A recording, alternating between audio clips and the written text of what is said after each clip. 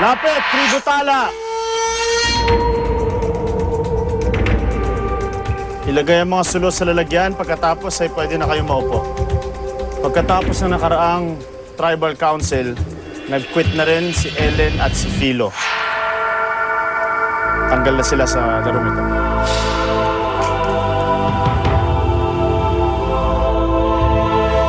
Mag-usap muna tayo. Paano naka-apekto sa tribo ninyo ang pagkawala ng 4 na miyembro sa isang gabi? Parang nakaka-demoralize din kahit paano. Dahil 4, na hindi biro mawala ng 4. Malakas pa man din si Philo. Tapos nawala kami ng 3 babaeng matatalino din. We were hoping na makakatulong din sa amin sa mga mental puzzles and challenges. Carlo and Arthur, ang pagkawala ba ng 4 na quitters ay makaka-apekto sa pagtagal nyo sa labang ito? Oo. Napansin ko sa amin lahat, nag-iba yung mood namin. Yung energy na bawasan. Ayun nga, more on yung moral ng team eh. Pero, andun pa rin naman kami, sinasike bawat isa. So sa tingin ko, para sa akin, hindi masyado. Sa tingin ko, kahit ganun yung nangyari, we can still bounce back. Nabanggit ni Ellen sa huling tribal council natin na disease o cancer daw si Maribel sa tribo ninyo. Hanggang ngayon ba, ganun pa rin ang tingin ng tribo ninyo kahit wala na si Ellen? May? Madalas kasi nga si Tita, madaming mga sinasabi about samahan. Yung kunwari, yung hindi na siya komportable dito, gusto na niyang umuwi. Na-feel namin na kontra dun sa sinasabi niya, dun sa mga actions niya. So, nakakalito most of the time.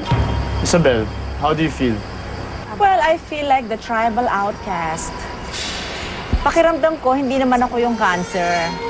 Pero kung sa tingin nila ako yung cancer, alam mo naman ang cancer, kinatatakutan, kinakabahan.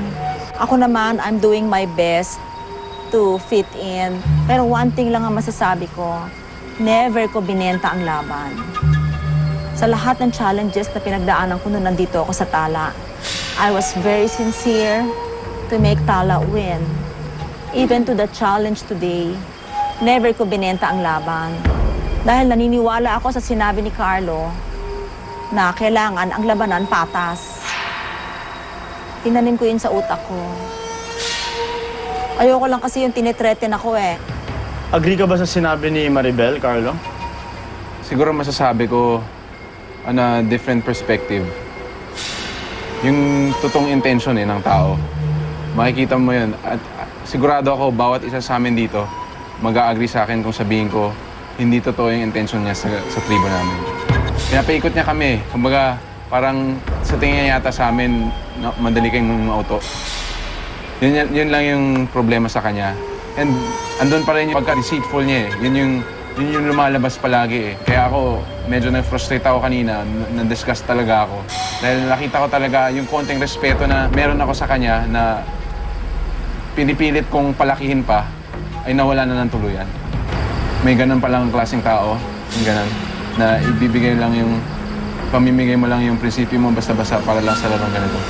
Pwede ba ako magsalita? Alam naman nila nung dumating ako sa kampo na may dala akong immunity bracelet. Never ko naman dinina yun. In fact, nung huling tribal council, binitawan ko na yung immunity bracelet ko. Pinasa ko na dun sa anak ko. Dahil alam naman ng lahat na ako i-vote out nila. Tapos kanina ganito ang nangyari. Ang mangyayari, gusto nilang wala ako immunity bracelet. Para pag na-vote out ako, mabo-vote out din ang anak ko. Diba? Ganun ang laro. Siyempre, this is a game eh. Laro ito eh. Ano ba naman kayo? Bakit nyo pinasok tong Survivor? Kung talagang tayo ngayon ang nakatalaga para sa Tribal Council, tanggapin natin na tayo talaga nakatalaga sa Tribal Council. Originally talaga naman, meron akong immunity bracelet ha. Now that I have the immunity bracelet again, Bakit ka nagagalit? Patamisin ang inyong araw.